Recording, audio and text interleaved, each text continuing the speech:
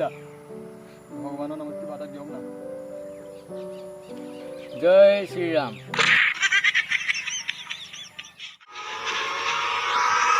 এই ভাই তই নেদেখা নি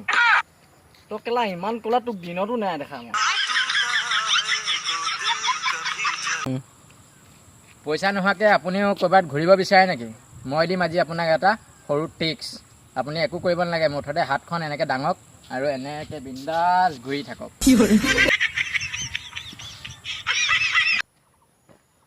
দাদা আপুনি গৰমৰ পৰা কিবা অসুবিধা পাইছে নেকি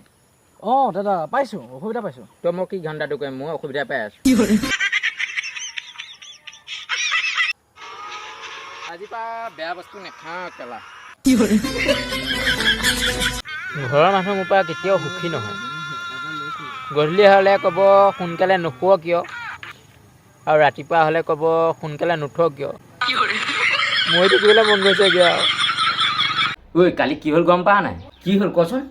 ৰাতিপুৱাই 10টামান বাজিছে গম পাৱ নে 10টা বাজিছে তাৰপাছত মোৰ সন্মুখত এটা ডাঙৰ প্ৰকাণ্ড অজগৰ কি ক তাৰপাছত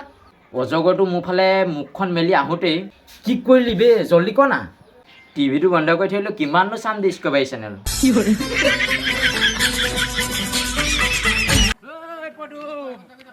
পদুম